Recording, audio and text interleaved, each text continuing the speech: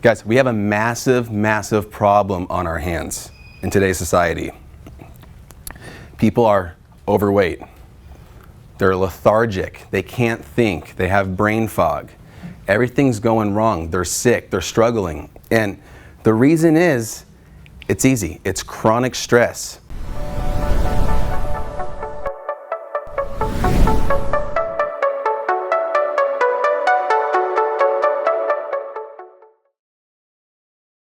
And the reason why chronic stress is such a big deal, and as if you guys heard me talk before, what happens when you're chronic stress? You have a chronic release of stress hormones, cortisol and noradrenaline.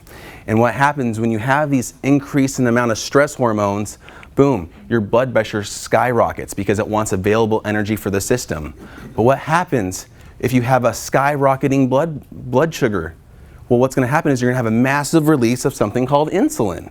And so if this becomes chronic, we develop insulin resistance, where our cells cannot respond to insulin anymore because they're chronically elevated. It's like when your mom's chronically yelling at you, pretty soon you just tune her out. You know, you've really experimented that. So that's what we got to figure out. And what happens when you have insulin resistance? Well, now, if the cells are not responsive to insulin, our blood sugar goes like this. And so what do you think happens when we're on that downslope of blood sugar? We have massive food cravings, because we want to replenish that blood sugar. And so what happens is a couple things. You get these sugar cravings, but also too, you lose massive amounts of muscle mass. Because if we don't have available blood sugar, your body, your liver actually breaks down its own protein stores to turn into glucose and release back in the bloodstream. So it becomes this never-ending cycle. And what we're going to do here is that we have to find a way to completely slash this entire process going on. And so if I had a solution that would increase brain function, that would never give us food cravings ever, especially sweets, and it would just give us high energy for the entire day, would you be interested? Yes. I think so. And the answer, because I'm always looking for biological hacks to the system, natural hacks that we can utilize to speed up and be our most efficient self possible and be the most productive possible. And so the solution to all of this is something called ketones. Now, ketones, unlike glucose, ketones is a very clean energy source. I always call it the biodiesel for your body. It literally is. It literally is. And so what happens is when you have this clean energy source of ketones flooding the system for our energy, we now have this steady source of energy, so we don't get food cravings because all our cells now have a steady, clean energy source. Now, the cool thing about ketones is that you've probably heard of the ketogenic diet. And the ketogenic diet is basically, when you're looking at this, it's a high fat, it's a moderate protein, and it's a low carbohydrate diet. And bear with me, because what I'm advocating here, I'm not advocating continuous ketosis throughout your entire life, because that's not sustainable. But I'm going to tell you ways to hack the system to get the most benefit and most bang for your buck. But what's cool about a ketogenic diet, and if you read my book on intermittent fasting, is that a ketogenic diet mimics fasting physiology. The reason why fasting is so important is because when you're fasting, you actually diminish all your blood glucose in your glycogen stores. So then if you don't have that first go-to source of energy for your body, it's left to actually go after its stored fat, break its stored fat down into ketones, and use those for fuel. The problem is, hardly any of you guys have ever used ketones for fuel. It's an untapped energy source that no one ever uses, because if carbs are always present in our body, you're never going to go after your ketone stores. And so what it is that you're using ketones instead of sugar. And ketosis, when you're measuring ketones in the blood, and you can do this on like urine strips, it really is about 0.5 to 0.8 millimolar. That's usually what ketosis is, and that's a measure of the ketones in your bloodstream. But you can do a simple one just by urine strips, very cheap. But the benefits of actually using ketones, getting our body to use ketones instead of glucose as energy, is numerous things. But the top two ones are its fat burning effect and your crazy increase in mental focus. And so for fat burning, you're going to go after your stored and ingested fat as energy instead of the food you just put in your mouth. So you're actually going to break down the visceral fat, the belly fat, and actually break that down into ketones, which is a form the body and the brain can use. And so just for weight loss alone, almost 2.5 times more effective than severely restricting calories. And why does restricting calories not work? Everyone's tried it. Everyone does it each and every New Year's. I'm gonna eat less and work out more. It doesn't work. And why? It's because if I restrict my caloric intake to say 1,000 calories a day, well, what happens is that your body senses that it's starving. And so it actually lowers its metabolism to equal 1,000 calories, whatever you're giving it. So if you're at a caloric net, you're not having any change, you're not gonna lose any weight. Because at first you will, right? At first, if you severely lower calories, you lose weight, but then it tapers off every time because all of a sudden your metabolism starts to tank. Well, it's not the case with ketosis. And also too, the increase in mental focus and clarity. Because here's the deal, if you give your body glucose and ketones at the same time, your brain will selectively go after the ketones and not the glucose. And why? Because it's a clean fuel. It produces a lot less free radicals, a lot less ROS, reactive oxygen species, very important. And so it's honestly, for me, when I do this, it's the first benefit I ever noticed was the crazy increase in mental clarity. You know, it's almost like you're just able to study for hours on end. You have that much energy. The problem is no one taps into this. No one's using this. Again, like I said, it's a clean fuel, less free radicals, but also too, kind of with the weight loss, but it eliminates hunger cravings. Why? Because glucose is dependent on the food you eat. When you eat, your glucose goes up. But ketones, if you don't eat and you go through a fasting period, it actually stays elevated throughout the body at a consistent rate. So your body always has an energy source, so you don't have the food cravings. You don't have that drop in blood glucose, which all of a sudden signifies a massive craving for horrible foods that we end up regretting about 1 minute after we eat everything. And so, anti-cancer benefits. This is one of the biggest things. You know, a lot of research, and I actually did a talk on just the ketogenic diet and cancer, but cancer cells love glucose. They love blood sugar. You starve your body of blood sugar and you only use ketones as energy, cancer cells don't have that metabolic flexibility. So literally when you're doing this, you're purging away any precancerous cells in the body, so you basically stay cancer-free for life. Maintain and increase strength. Yeah, that's right. Actually limiting protein in your diet, you'll actually maintain or increase in strength, because when you're in ketosis and your body's using ketones as energy, it has a protein sparing effect. You keep your muscle mass on, so the sooner you can get into ketosis, the better, because it actually literally protects your body from any type of wasting. Anti-inflammatory, and this is cool. Why are so many elite athletes, why are all these elite cyclists now getting on this ketogenic diet? It's a fad now. I mean, everyone's doing it, and it's because these elite athletes notice that you can derive so much more energy per oxygen molecule than you can with just regular glucose metabolism. And so even divers, they're able to hold their breath almost twice as long when they're in ketosis versus not being in ketosis, because their body's a lot more efficient. Again, it's like that biodiesel. And so one of my favorite things, and one thing I really want to do, is I want to maximize brain functioning as much as possible. That's one that I'm really passionate about. And so when you're looking at just brain benefits alone of utilizing ketones as fuel, you're talking, again, a clean fuel, superior fuel for the brain. Again, your brain will rather go after ketones instead of glucose. Less free radicals. And this is cool, beta-hydroxybutyrate. It's one of the ketone bodies that's formed. It actually can change your DNA expression for the better, because our genome, our human genome, has not changed in 10,000 years. That's the one constant we always have. In fact, in the 1950s, when chronic disease started increasing big time, doctors want to blame it on your genes. Well, the genes have not changed, but your expression of your genes can change, and that's based on the environment that you put yourself surrounding. So if you have an unhealthy environment, if you're exposed to a chronically unhealthy environment, you're going to express more unhealthy genes. Not different genes, just different parts of the same genome that's never changed. And it's a G protein receptor activator, so it causes a huge anti-inflammatory reaction in the body, in the brain, which is why a ketogenic diet reverses Alzheimer's disease. Really does.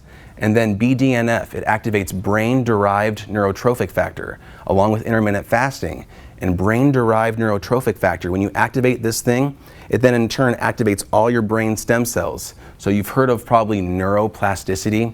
That's the making of new brain cells. Well, this is how you do it right here. Intermittent fasting and ketosis. And so David Perlmutter, Dr. Perlmutter, he wrote Grain Brain. You might have heard of that book before. He's a neurologist. He says this about ketones. And remember, beta-hydroxybutyrate is a ketone. Ketones are an epigenetic player. It actually has huge effects on the expression of your DNA. When you're in mild ketosis, which is what I'm going to be advocating in a second, your body is availing itself now to this chemical. It stimulates changes in the expression of your DNA, which is positive, reducing inflammation, increasing detoxification pathways, and increasing your body's antioxidant production. This stuff is nothing short of amazing. It's a great biological hack that each and every one of you can do. And so, how does it work? Again, when your body needs energy, it first goes after its blood sugar. And once the blood sugar is gone, it goes after its glycogen stores. You have glycogen in your liver and your muscle. And glycogen is kind of stored glucose in those areas, just in case. Once you utilize your blood sugar and glycogen, then your body has to go after ketones, that clean energy. And so, but it only works if we eliminate the glycogen and the blood sugar. And that only happens if we do intermittent fasting and allow ourselves to take a break from the carbs, or ketosis. And so here's the deal. With the ketogenic diet, getting real specific here and looking at the nutrient breakdown, you're talking around 70 to 80%. We're just going to simplify it. 70% of your calories should be from fat. It sounds easy. Oh, I got to eat a lot of fat. It's not that easy, because the kicker is it's moderate levels of protein. And this is going to be it's going to be a lot lower amount of protein than you're going to be used to having. So you're talking 15 to 20% protein and about 10% carbohydrates. Now, if you're looking for foods to eat, an example of how to incorporate it right now is, here's some example foods.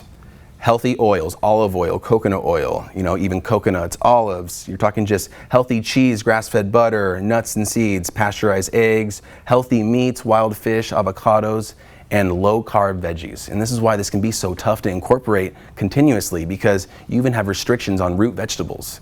So there's certain vegetables, obviously potatoes, but it's so restrictive, because here are the things you have to avoid. I mean, just look at that. Fruit you have to avoid. You have to avoid root vegetables like we talked about. Grains, starches, obviously. Beans, low-fat foods, a lot of the sauces and condiments that you use. Unhealthy fats, obviously, and also milk. So a healthy cream used a little bit and butter is fine, but milk has way too many carbohydrates that will knock you out of ketosis just like that. So it's restrictive. It's very, very difficult to do this long term. And so a sample meal plan of actually doing a ketogenic diet will kind of look like this. Here's like a breakfast, lunch, and dinner. I know it's kind of small, but you're looking at things like eggs and bacon, and you're actually making your spinach and everything out of the bacon grease. You gotta add those kind of, I call them fat bombs, to almost every meal you use, because you gotta make sure you're getting at least 70% of your calories from fat. Lunch, you can have a chicken salad, but it's not just chicken and some lettuce, it's chicken and spinach. You add some olive oil, some healthy feta cheese or blue cheese. You're gonna add some peppers, arugula, kale, because all greens are good for this diet.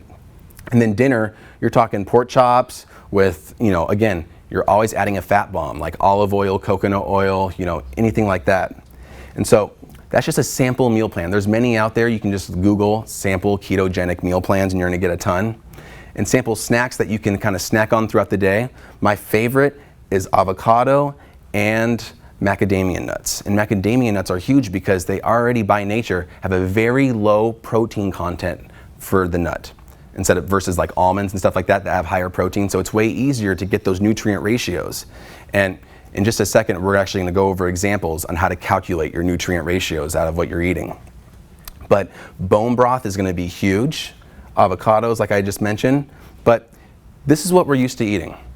And if it's not that, you might be eating a whole grain pasta or something like that, but it's still the same stuff. We're used to eating a lot of refined or just general carbohydrates. And so the problem with that is that if we always have these carbs present in our system, we're never going to go after the ketones. So this takes practice. We have to utilize this and actually get your body to change its metabolism into a different energy source. And it takes patience and it takes practice. And so, again, even though carbs are always present, or should I say this, even though we have an enormous supply of fat, we're unable to utilize this fat as fuel. Think of a big like oil tanker going around and then it runs out of gas. Even though it has a ton of oil it's carrying, it can still actually run out of gas. That's kind of the same with our bodies. Even though we may have an enormous amount of fat on our bodies, we're not able to use that fuel as energy, even though we have an enormous supply of it. It's been a problem. We got to change that. And so here are really the 4 ways to get into ketosis. Intermittent fasting is the first one, and that's the key. In fact, where ketogenic diets were actually invented was from Johns Hopkins Hospital for people under medicine-resistant seizures. And the first protocol they use to get into ketosis is intermittent fasting. It's the first thing they do, because when you give your body a break from eating these foods with protein and carbohydrates, it forces your body to rid itself of glycogen and blood sugar and utilize ketones. It's the easiest way to get in there. And then diet, obviously following the ketogenic diet. And also there's something called, and it's kind of popular now in the market, it's exogenous ketones. Exogenous ketones, exogenous means from an outside source. It's basically ketones in a supplement form that you can actually take to actually give your body, flood your body with ketones, and it actually allows you to go into ketosis a lot faster. So it's another kind of hack to the system. Now, I'm still kind of experimenting and struggling with this idea because I don't like to do a whole lot of things that are unnatural to normal human physiology. This hack does work. There's just not a whole lot of studies on long-term efficacy of ketones taken from an outside source, putting it in the body. So that's kind of left unsolved, but that's a possibility. So when you're implementing this, there's 2 ways you can do it. You can do a continuous ketosis, where you're constantly following the ketogenic diet all hours of the day for multiple years. You're going to reap many benefits, but it's hard. Or you can do what I do, and you can cycle through mild ketosis. Because here's the deal, you don't need to get into full-blown clinical ketosis to get these benefits. We just got to start using some ketones as fuel. We don't need to get in that clinical state, but we just need to use some. So we need to have that metabolic flexibility. Because think about this, our ancestors did this all the time. They were without food, they'd be going hunting for days on end without food, so they're hunting in a starving state. They're in full-blown ketosis. Why do they have so much energy when they're hunting? Because they've had no food. They're in ketosis, so they have that steady state of energy, that mental clarity, so they can actually successfully hunt game, kill them, and eat.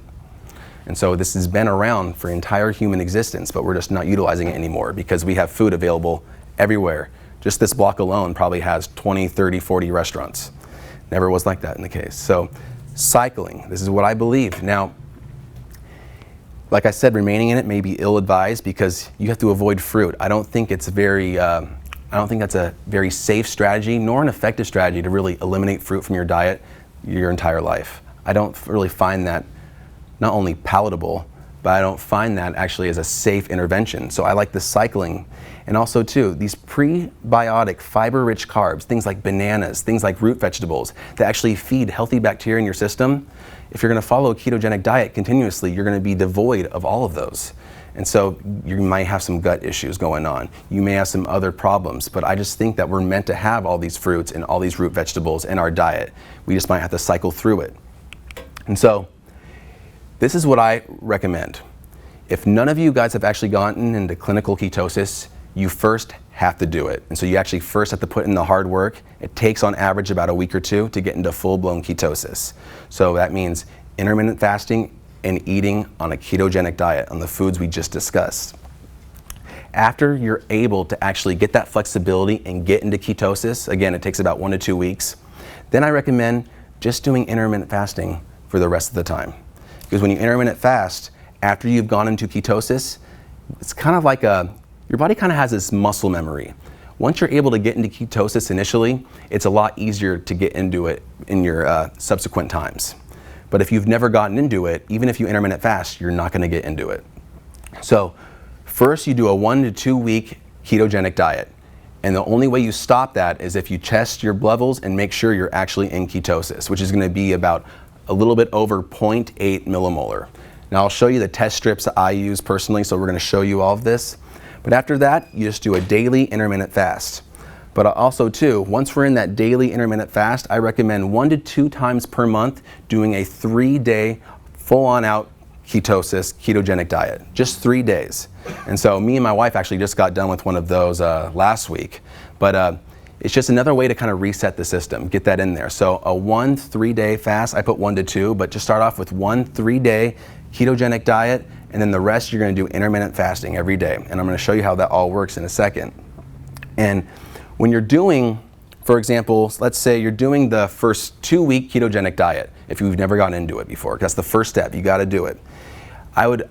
May consider exogenous ketones, those ketones from an outside source, because it's going to allow you to get into that state faster. Because here's the deal, transitioning, getting on a ketogenic diet, you're on that for about a week and a half before you get into ketosis. But that transition state, you're not going to be feeling good. You're not going to have any of those benefits that ketosis offers because we haven't gotten there yet. But that transition, that initial transition takes a while. So instead of having that mental focus that ketosis brings, you're going to have that mental unfocus. You're going to be lethargic. You're just going to be like, need caffeine bombs every second. So it's difficult. And so a hack for that is exogenous ketones, and that's almost available everywhere now. And so daily IF, like I said. And so here's how you can measure it at first. Has anyone actually been into official clinical ketosis here? One. You? I think I had to. You think? Did you test it? No, but I was on it for a very long time. You were? Okay, okay. Okay, cool. So 2 out of 25? It is. The Atkins diet, though, is high protein. And guess what happens when you have excess protein? It gets converted to glucose, takes you out of ketosis right away. So they're very similar in the fact that they're both high fat and low carb, but the protein's a big difference. And so here, I know this is small, but fat has 9 calories per gram. Carbohydrates and protein have 4 calories per gram. So let's look at this nutrition label. Say we're going on this full-on ketogenic diet and we're looking at this label. Well, the first thing you're going to notice on the very left-hand side is you're going to see this total amount of calories in this food is 160. Can you see that? Good? So 160 calories. Fat has 15 grams. So what you're going to do is you're going to take 15 grams, multiply that by 9 calories per gram to see how much calories from fat is in that food. And in this example, it's 135. So to find out the percentage of calories of fat, you take the 135 divided by 160, the total amount of calories, and we're left with 84% fat. So this food right here, as an example, is an 84% fat. Well, obviously in a ketogenic diet, we want to average around 70 to 80%. So that's very close. And this is just one food, for example. You're gonna have to average every single thing out. And I recommend you actually do this for the first at least couple days so you actually know if it's working. Because if you're just kind of experimenting around and you don't really know if you're hitting the right ratios, you're basically putting yourself through a lot of hard work, in most cases for nothing, because you'll be surprised at what your macros are actually at. So it does take a couple, calculations, a little division, multiplication, but it's worth it because I don't want you guys to go through hard work for no reason. And so again, carbs, 4 grams times 4 calories per gram, you got 16 calories that are in the form of carbohydrates. So you take the 16 divided by 160 equals 10% of this food is carbohydrates. Does that make sense? And it's the same thing with protein. And if anyone has any questions about that math, I'll explain it to you after. But that's how you know. And so you're gonna do this with every single food for the day, and you're gonna make sure that you're in that 70 to 80% of your calories as fat, about 5 to 10% of your calories as carbohydrates, and about 20% for protein. It's very important you hit those exact macros. And so if you're wondering if you're in ketosis, well, here's a couple signs that you know for sure that you're in ketosis. And number one is you'll notice your breath is kind of turning, some people say fruity breath. I don't really find it fruity. I find it interesting. You'll notice, it's not hard to notice. You're like, okay, that's different. This fruity, I think is kind of it's making it sound too good to be true. It's not that, the breath is not that great component, but usually that breath, that portion of the bad breath subsides as you're in it for longer. But at first you're gonna notice some breath changes. Most people, you're gonna notice massive amounts of mental clarity once you're in ketosis. So you'll know that for sure. It's very, very obvious. Weight loss, you're gonna notice weight's coming down, your hunger cravings are going away. And also too, an easy one, you're gonna notice that you have increased ketones in the body by the urine strips. Now they have blood tests, they have these finger prick things. The urine strips are the easiest ones to do, so that's what I advocate. They also have these breathalyzer ones that measure the acetone in your breath. Again, those are a little bit more expensive, so the urine strips work just fine. And so, an example, and here's just an example of how keto is so sensitive. 1 chicken breast that you eat will completely kick you out of ketosis right away. It's that easy. But the thing is, a chicken breast with the green salad topped with a ton of olive oil, you know, and you got some blue cheese, and you add it with the bulletproof coffee, which is coffee with healthy fats in it, that'll keep you in ketosis. And almost all my nutrition talks where I advocate a high-fat diet, and my ketogenic talks even, I just get these, you know, massive amounts of vegan haters, if you will, just commenting on all over my videos. But a lot of vegans do ketogenic diets too. This is not exclusive to carnivores. Vegans can do the same thing. And for example, you know, I could do a separate talk on just vegans and ketogenic diet, but they can easily take this type of protein, which is what I recommend for vegans, MRM, Veggie Elite Performance Protein. You add that with coconut milk, a half avocado, you have some MCT oil, which is medium chain fatty acid oil.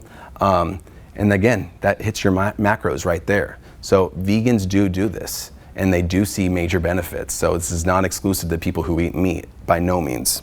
And again, you're only eating moderate levels of protein anyway, so it's very, very subtle. And this is what I use at home. This is the urine test strip. So you pretty much just pee on it and you measure the color. You just wait for a couple seconds and then you see where you're at, and it'll give you the proper amount. And again, to get into full-on ketosis, you want to get at least 0.8 millimolar. And you'll see that kind of number on your test strips, but it's very important to do that. And if you're not there, make sure you add more of those fat bombs. And the fat bombs I like is the MCT oil. You can buy that at any health food store. MCT oil, coconut oil is an MCT oil. It's a medium chain fat, but coconut oil it's more of in its natural state. So I do a lot of coconut oil, but MCT oil is fantastic. Extra virgin olive oil, grass-fed butter, all of those are good ways to get healthy fats in every meal. And so this is what I do, and this is basically my typical day. So I start off by having bulletproof coffee. So it gives me caffeine and it gives me these medium chain fats. Turns out that caffeine actually stimulates ketosis in the body. It actually upregulates that process. So caffeine is good. For those of you that don't use caffeine, you can do these fat bombs in tea as well. You can add like some butter in tea. To me, that doesn't sound very appetizing, but hey, go for it if you don't need caffeine, or do decaf or something like that. But caffeine actually does help you get into ketosis. And then I do a lot of hydration and a lot of movement right when I get up in the morning. And then this is very similar to my typical day, but think about it. I haven't eaten since the night before. So I go through 8 hours at nighttime while I'm sleeping. I get up in the morning at around 5 a.m. on average. I have my bulletproof coffee with the fat bombs. I'm staying real hydrated until about 12 to 12:30, and that's after I have my first meal. So I'm literally going over 16 hours without eating. So not only am I going through all my glycogen and my blood glucose stores, but also too, I'm adding these healthy fats in my system that rapidly can get converted to ketones, and I'm staying hydrated, and it's an easy way to get in that mild state of ketosis. So this is like going to be an example of your typical day. This is my example, from your dinner at night to your first meal the next day. Now, if you're gonna do this, say you're going on you're going to incorporate that ketogenic diet for the first time, and you're actually going to get into that state of ketosis for the first time. Well, when you start, the night before, you want to have a low-carb dinner, and really what you're going to do is you're going to do the same thing. You're going to do a low-carb dinner, you're going to start your morning off like this, and then the only difference is that the meals at lunch and dinner have to be completely ketogenic. Mine aren't. Because I'm getting into ketosis in the morning, and then I have healthy carbohydrates in the form of fruits and stuff like that at afternoon and at night. So I'm kind of cycling in and out of ketosis. So I have that metabolic flexibility now. But I've already put my body through this 2-week period of ketogenic dieting, so I already know I have the metabolic flexibility to do that.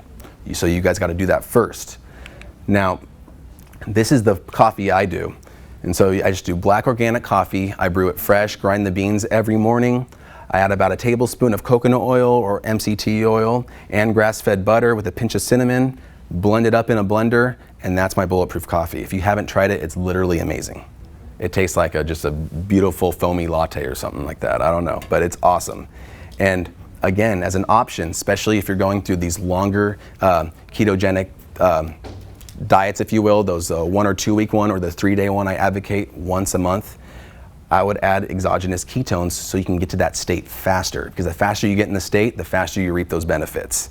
Now, these are the exogenous ketones that I've personally experienced with already.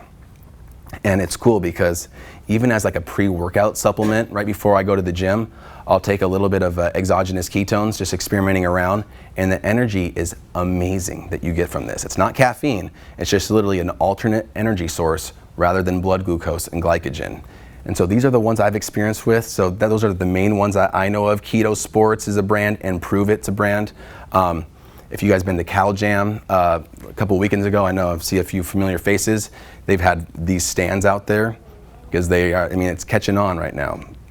And so the big side effect, like I said, getting into ketosis is awesome. That transition is not awesome. And a lot of people experience something called the keto flu. And the keto flu is kind of where you're transitioning, like I said, but you feel like this lethargic. You have hunger cravings. Your body doesn't know what to, it's kind of a period of unresponse. And when you're on a ketogenic diet, a lot of times we're deficient in certain electrolytes and minerals, potassium, sodium, and magnesium. So that's where your bone broth is going to come in very handy because it's high in all three of those things. So if you have a steady influx of bone broth each and every day while you're on this, you're easily going to combat those nutrient deficiencies. So you're going to basically reduce the amount of keto flu you have so you don't even get it. But that's really what it comes down to, is because you're deficient in those three nutrients, the potassium, sodium, and magnesium. And again, bone broth, but also too, avocados are a huge magnesium powerhouse. So doing avocados, which I do about 2 a day anyway, are gonna be amazing for when you're on the ketogenic diet and avoiding this state here. And as just a warning, if you're on high blood pressure medication and you're going on a ketogenic diet, you need to be in close contact with your doctor, modifying your dose. Because what's gonna happen is that you're gonna normalize that blood pressure quickly. And so if you're taking a high blood pressure drug and all of a sudden you normalize your own physiological blood pressure, well then it's gonna be dropping too low because you're constantly taking this pill that even lowers it even more. So you wanna monitor, so you're constantly giving them your readings so we can basically alter your dose based on whatever it is. So you wanna make sure that happens. Now, also too, I wanna mention that your blood work, and this is, I got this information from Dominic D'Agostino. He's the professor in the Department of Molecular Pharmacology and Physiology. He says when you look at blood work, sometimes you're gonna see an increase in LDL cholesterol. But that's really nothing to worry about. And the reason why is because the LDLs that are increasing is the larger LDLs. The smaller ones are actually decreasing. But if you have the larger ones increasing and the smaller ones decreasing, the net amount of LDL is actually greater. But really what's linked to any type of heart disease is those really small LDL particles. So it's special blood tests you do to actually get more accurate. And if the LDL is the only thing you see raised in your blood work, then you're completely fine. The only thing you want to worry about is if you see things like your homocysteine raising, your C-reactive protein, which is a sign of inflammation, if you see that increasing, then you may want to kind of worry and maybe modify a few things. Because most of the time, if you're doing excessive amounts of dairy, like an excessive amounts of cheese, because it's easy to eat a ridiculous amount of cheese and stay in ketosis. It's very, very easy. But I'm not advocating that. You know, I do have healthy cheese, but some. I'm not taking a whole, you know, freaking stick of cheese and just munching on that all day. But even if I was, you would actually still technically hit ketosis still, but a lot of that cheese components will actually raise your C-reactive proteins, inflammation in the body. So you just want to be wary of that. If you kind of see those blood markers going up, eliminate more of the cheeses and the other dairy you're taking. These figures here, in 1900, 1 in 20, this is the incidence of cancer. So you can see here that even though we've done massive technological advances in cancer research, all this stuff, we're constantly giving money to this purple ribbon, pink ribbon stuff, you're still seeing this trend. 1 in 20, 1940, 40 years later, 1 in 16, 1 in 10. Now it's 1 in 3 people get cancer. So this is a big business, but they're not focusing on prevention. But think about if they knew the stuff about the ketogenic diet and actually knew that cancer cells can't get their energy from ketones. It would be a game changer. But these effective things, these guys want to look the other way because they're not going to get any profit from this. They're making massive amounts of profit off the radiation, the chemo, the surgeries, the breast removal. All that stuff is money in the bank for this business. It's a big, big business. And so, again, when you're looking at the difference between healthy cells and cancer cells, the cancer cells have that built-in fatal flaw. They can't get their energy effectively through ketones. So as long as what most people do, have a nice steady influx of refined carbohydrates, those cancer cells are so happy, and they're just going to thrive in that environment. It's a never-ending cycle.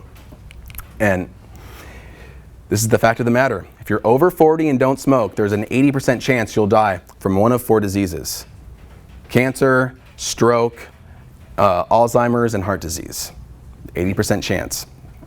Now, here, Dr. Thomas Seyfried, this is what he says: calorie restriction and restricted ketogenic diets, basically he's saying intermittent fasting and ketogenic diets, which reduce circulating glucose levels, your blood sugar, obviously, and elevate ketone levels, is anti-invasive, anti-angiogenic.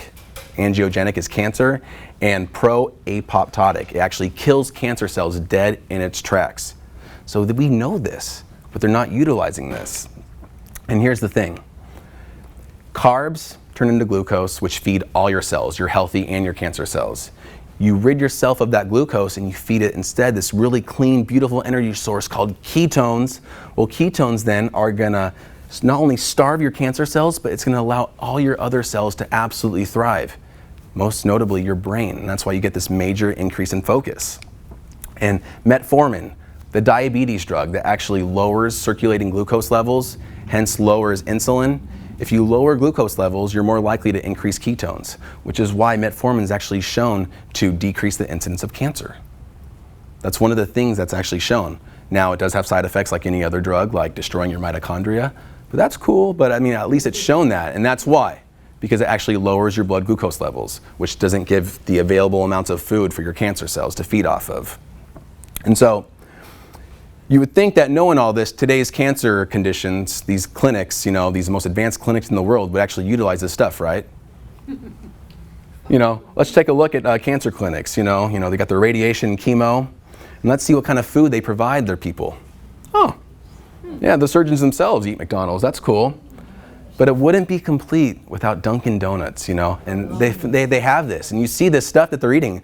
They're freaking giving them Jell-O and like applesauce. I mean, it's just a joke. It's such a joke.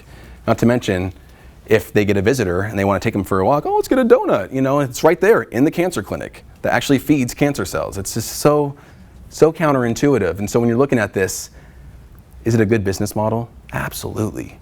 We're going to actually feed you things that basically cause this disease that you're in here for the first place. Like, this is an amazing business model. Patient outcomes, it is devastating. It actually is just killing more and more people, and it's no surprising that today we're 1 in 3 have cancer. So ketogenic diets, it's kind of confusing, but again, if you're new to it, first start off, get into ketosis right away. So you're going to do that 1 to 2 week period. And then you're just going to go into that daily intermittent fasting where what I think is most convenient, just skipping breakfast. You're allowing your body to kind of cycle through using ketones as energy, and then you're going to have healthy fruit, you know, towards lunch and dinner. Have some quinoa even, oh my gosh, sprouted bread, that's okay, because you're cycling through this and you're still reaping all those benefits. And then a 3-day period once a month, you're just doing the full ketogenic diet.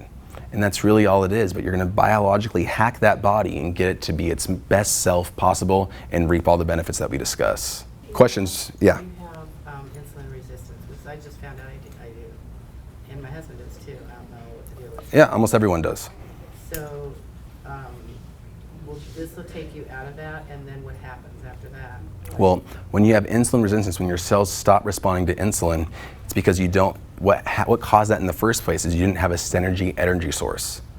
Because your blood glucose is going up and down, causing massive cravings. And so by introducing ketones to the body, first of all, if your mom is yelling at you constantly, you start to tune it out. But how is she going to be effective if she stops for a little bit and then comes back at you again? Because you've had a little period of quiet time, and then boom, so you change it up a little bit. Well, it's the same thing. If your insulin's chronically elevated, well, guess what? Eliminating those carbs and doing intermittent fasting is going to decrease insulin because it no longer needs to be elevated anymore. And that's the only way to actually fix it in the first place. So you're an example of someone that actually has to be on this if you want perfect health. And then the other thing is, when I was on Atkins a long time ago, and I was, they told me, oh, you shouldn't be doing this because it's bad for your kidneys. Does that affect your kidneys? Well, the thing is, a lot of people, when they're on the Atkins diet, when you see the foods I recommend, it's all healthy stuff. You know, what happened to people on Atkins, they were literally buying these, I mean, at least I saw some people, they'd buy like big old pizzas and just take the toppings off and eat that, you know, and like throw away the bread. So they're doing things like, not necessarily were like important, but a lot of times too, they weren't really following the Atkins to the dead T too, because Atkins diet actually is a very good diet. It just has higher protein than you should. And so when you're going through these changes, I mean, in rare cases it can do stuff to the kidneys, but honestly, so many people have had success with that. And it's because you're drastically lowering blood glucose levels. When you talk about intermittent fasting, Mm-hmm. can you explain exactly what that is? Yeah, so intermittent fasting, so continuous fasting has a ton of benefits. It's not really a coincidence why almost every single religion in the world has to do with some type of fast, regardless of what religion it is. A lot of people practice these long-term fasts going on, you know, Lent, Ramadan, whatever. But intermittent fasting is where you restrict your eating window every day. So instead of doing what you're told by the nutritionist or whoever told you to eat every 2.5 to 3 hours, starting with a fresh big breakfast right when you get up, because it's the most important meal of the day, and then eating every 2.5, 3 hours, end on end, throughout the entire day, you're constantly replenishing blood glucose and blood sugar. And if that's always there, you're never going to go after your fat stores and turn that into ketones to use. And so what I'm recommending is restricting your eating window. Instead of eating 16 hours out of the day all the time, you're going to restrict it. Most commonly, it's the 16-8 method, where you fast for 16 hours, you eat for a period of 8 hours. So for example, for me, I eat around 12 to 8. On days I'm off work, I usually actually have it a lot more narrow. But so 12 o'clock, right at lunchtime is my first meal, dinner is my last meal. So I'm eating for 8 hours, and then for the rest of the 16 hours, part of that day, I'm not eating anything. And so that's basically what it is. You're just basically skipping one meal. And so it's not the end of the world. You don't have major food choices or food guides that actually you have to do during the eating window. It's just skipping one meal and eating it all in this small window. And what you're going to find too is that it's actually hard to eat that same amount in a shorter window. You know, because you got to add another full meal in there to eat like what you once did. Does that make sense? Mm-hmm. Yeah. So in that way too, it helps with weight loss. But do you have any handouts on the yeah, I had several talks. My book's right there on intermittent fasting. Yeah. Yeah. When do you take your supplements? I take them with food. So I take them with my first smoothie. That's my first meal of the day after my workout, because I do a fasted workout to get the most physiological benefits to my body. And then I make a power smoothie, very similar to the ones we give you with the superfoods, and I take my supplements with that. Yeah, I don't like taking my supplements at an empty stomach, and I do them all at once to simplify my schedule. Yep. Any other questions? Yeah. So you start with the urine strips right away? Yeah, because if you've never gotten to ketosis, that's the only way to know. Okay. Yeah. And again, if you're doing it like the old school way, where you're not using any exogenous ketones, you're going to have that initial transition period. But it's a lot of big changes that you make are going to have a transition period. If you quit drinking coffee, you're going to go through this kind of caffeine withdrawal, and you're going to go through a week transition. So a lot of these big changes will require that. But if you use exogenous ketones, you'll cut that in at least half.